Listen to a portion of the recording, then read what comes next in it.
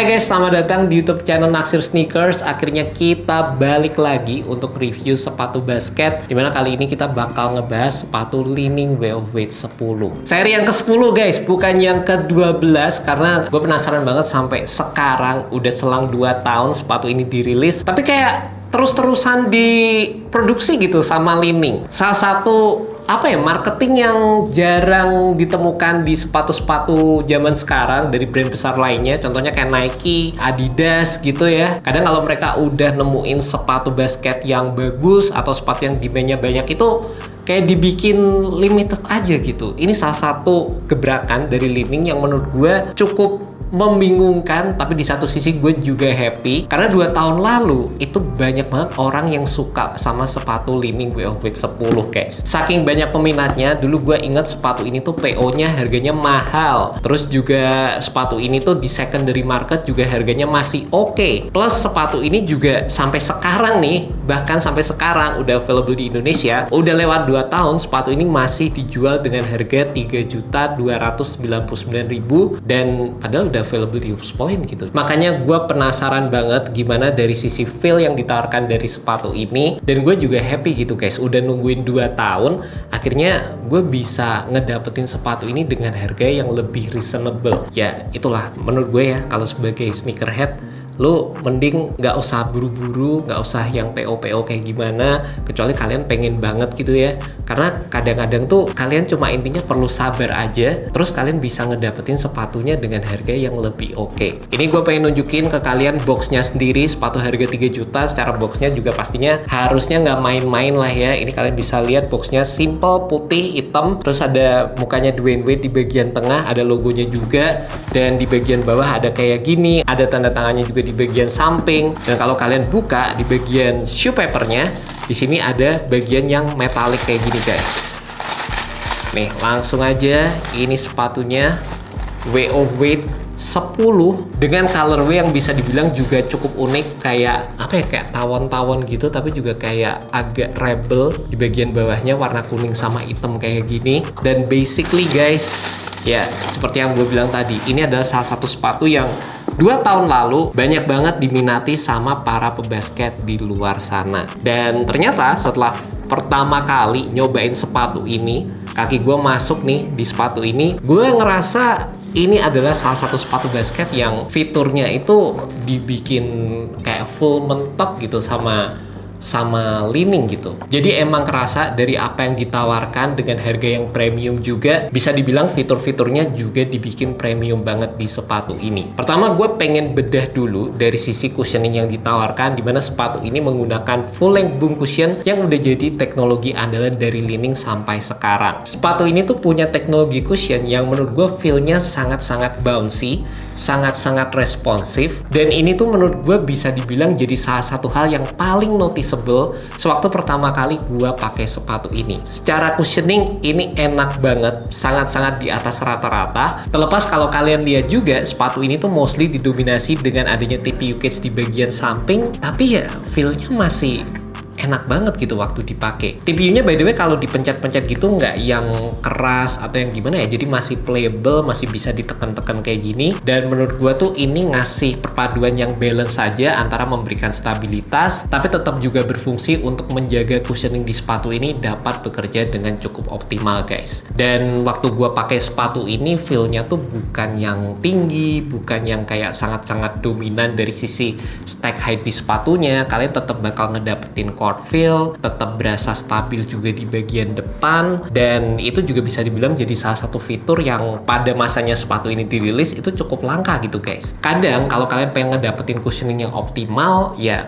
pasti secara build sepatunya harus lebih tinggi nggak sih dari bagian cushionnya. Di sepatu ini tetap low profile, tetap mantap, bouncy-nya ada, responsif banget, dan menurut gue sih ini jadi salah satu key point yang ada di sepatu Way of Wade 10 ini. Dan nggak sampai di situ aja, kalau kalian lihat dari sisi tooling ataupun kontur di bagian midsole ke bawah sepatunya tuh, kalian bakal ngedapetin base yang terbilang cukup lebar untuk stabilitas. Lateral containment-nya juga terjaga dengan adanya TPU di bagian samping. Ada sisi sisi lengkungan di bagian bawah sepatunya, di area depan, di bagian belakang pun ada. Dan sepatu ini juga punya carbon fiber shank plate yang secara build-nya juga terbilang cukup gede gitu, dari depan sampai ke bagian belakang sepatunya. Ini tuh bisa dibilang fitur-fitur yang kadang nggak semuanya ada dalam satu sepatu gitu. Sedangkan sepatu ini gokil sih, bisa nerapin berbagai macam fitur di combine jadi satu, dan yang paling penting secara integrasinya juga berasa cukup optimal guys. Dan dengan adanya kombinasi dari fitur-fitur yang tadi gue sampein, secara playability juga sepatu ini tuh bisa dibilang ada sensasi springiness, ada sensasi toe off juga secara first impression waktu gue menggunakan sepatu ini. Jadi buat kalian yang demen untuk mobile di lapangan, demen untuk lari-lari di lapangan, sepatu ini tuh tetap dapat memberikan sensasi yang mantap,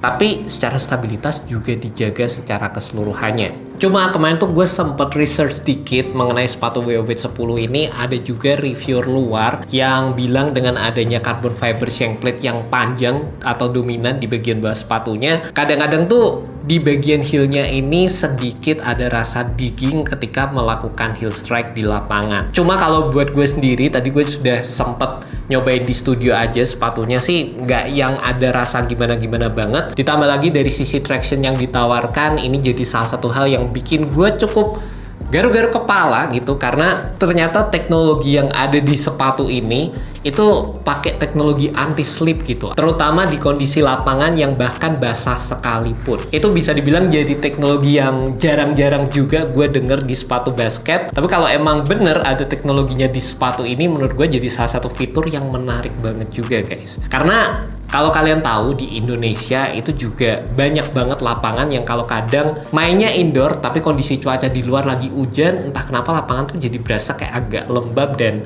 basah gitu guys. Jadi kalau emang sepatu ini punya teknologi kayak gitu, menurut gue akan sangat-sangat membantu, terutama di iklim Indonesia ini. Dan tadi gue udah sempet nyobain sepatu ini di studio sama di bagian luar studio, dimana studio gue ini kan bawahnya kayu, sedangkan kalau di luar studio itu kayak permukaan lapangan yang plesteran gitu, indoor ataupun outdoor sama aja, tapi kayak permukaannya plesteran gitu. Gue bisa ngedapetin grip yang terbilang cukup oke guys. Tapi gue ngerasa di beberapa section itu ada bagian-bagian yang membutuhkan break in time. Jadi awal-awal tadi berasa kayak masih ada debu yang nempel sisa-sisa produksi gitu, jadi kayak harus di wear off dikit. Dan gue juga notice kalau kalian misalnya nge-strike-nya pas nggak kebenaran pas aja gitu, terutama di bagian sisi-sisi bawahnya sini, yaitu menurut gue akan mempengaruhi dari sisi traction yang nggak ke cover aja gitu guys, terutama di area tengah sini. Selebihnya kalau kalian nge-strike persis di area forefoot ataupun di bagian heel, menurut gue sih aman banget, nggak ada masalah sama sekali. Dan buat kalian mungkin yang penasaran juga secara durability-nya gimana bang, ini bisa dipakai di lapangan outdoor nggak? Ini sih secara groove-nya bisa dibilang rapet banget dan tipis sih, maksudnya agak playable gitu loh guys. Jadi menurut gua kalau dipakai di lapangan basket outdoor juga agak disayangkan lah kalau buat gue pribadi. Apalagi ngeliat harganya 3 jutaan dipakai di lapangan outdoor, ya agak sayang sih. Mungkin sesekali nggak apa-apa, tapi kalau terus-terusan sih menurut gue agak sayang ya. Juga kalau ngomongin material yang ada di sepatu WOWIT 10 ini, bisa dibilang ini jadi elemen yang berasa paling basic aja sebenarnya, dimana sepatu ini mostly menggunakan textile build di bagian depan sepatunya, di bagian sisi tengahnya sini, sama di bagian belakang. Di sini ada sedikit implementasi ripstop yang ditawarkan. Juga ada beberapa implementasi fuse overlay yang berfungsi untuk memberikan proteksi terhadap material upper yang ada di sepatu ini. Secara feel-nya sendiri menurut gue sih ini nggak ada masalah sama sekali. Dan perlu diingat juga, ternyata ini jadi salah satu sepatu basket WOWIT teringan pada masanya, dimana beratnya sendiri tuh mencapai di bawah 400 gram. Buat sepatu basket versi gue sendiri, kalau udah di bawah 400 gram, gue selalu bilang itu jadi salah satu sepatu basket yang ringan. Dan yang cukup menarik juga di sepatu ini sebenarnya tetap ada sedikit implementasi material leather, terutama di bagian midfoot sepatunya ini guys. Dan dengan upaya dari Li-Ning yang menjadikan sepatu ini jadi sepatu basket teringannya mereka pada masa itu, sepatu ini tuh ya secara build materialnya sendiri bisa dibilang tuh kayak tipis, kayak ringan gitulah ya dari sisi build yang digunakan. Tapi yang gokilnya juga secara fitting yang ditawarkan oleh sepatu ini, menurut gue sih juga oke banget sih. Fittingnya tuh enak, one to one, dan yang gue demen sepatu ini tuh secara build-nya tuh streamline banget, terutama di area depan sepatunya ini. Kalian bisa lihat ini bener-bener kayak minimalis gitu loh, jadi bisa ngasih fitting yang one to one sewaktu gue menggunakan sepatu ini. Padding-padding di area tangnya juga, dimana meskipun build-nya itu standar, nggak yang tebel-tebel banget, tapi ada beberapa padding-padding ekstra, terutama di bagian-bagian yang dibutuhkan, dan juga padding-padding di area heel-nya menurut gue juga pas dan enak banget waktu dipakai. Dan buat detail sepatunya sendiri ya, harga 3 juta pastinya harus mantep gitu guys. Yang gue demen ini di sini kayak ada materialnya yang kayak gradasi-gradasi gitu. Terus emang kayak banyak aja gitu dari sisi storytelling yang ditawarkan. Ada ini tanda tangan, ada sedikit material yang glossy-glossy kayak ala-ala carbon fiber di sini. Di bagian belakang di sini ada tulisannya juga ini, how to make your own way. Nih, ada 10 tips dari Dwayne Wade gimana untuk menjadi diri sendiri gitu biar keren. Terus di sini ada tulisannya juga, di bagian sini ada kayak hologram-hologramnya, di bagian sininya ada patch-nya juga nih, gambar-gambar kayak gini, dan di bagian depannya ada tulisan-tulisannya juga nih. Jadi kayak banyak banget lah detailing yang ditawarkan di sepatu ini guys. Area tangnya juga banyak, di sini juga ada nih kayak gini. Plus di bagian bawah sepatunya yang cukup dominan. Nih, kalian bisa lihat di sini ada carbon fibernya, di mana ini menunjukkan juga teknologi yang ada di bagian bawah sepatu ini. Jadi mantap sih, kayak detailingnya banyak banget. Nih yang terakhir di sini ada tanda tangannya juga. Dan buat kalian penasaran sama sizingnya, menurut gue sih sepatu ini fitnya true to size, aman banget buat gue sendiri yang kakinya narrow, true to size, fittingnya oke. Dan gue pengen shout out buat Li-Ning juga yang ngasih tali yang emang berasa nyaman gitu waktu dipegang. Talinya berasa premium sih ini. Ini by the way ngingetin gue sama tali yang ada di sepatu Nike GT Cut 1. Kalau dilihat gini sebenarnya nggak terlalu kelihatan gimana-gimana gitu. Tapi kalau waktu ditarik, waktu dipegang, itu berasa feel-nya premium dan mantep banget. Gue berharap tali-tali kayak gini tuh harusnya lebih sering digunain di sepatu basket karena emang enak gitu, beneran deh. Beda lah sama tali-tali yang biasanya kita temuin di sepatu basket zaman sekarang guys. By the way, buat kalian tertarik sama sepatu Li-Ning WOFit 10, sepatu ini harganya 3.299.000. Kalian bisa cek aja langsung di Hoops Point. And that's about it guys, review untuk sepatu Li-Ning WOFit 10. Dimana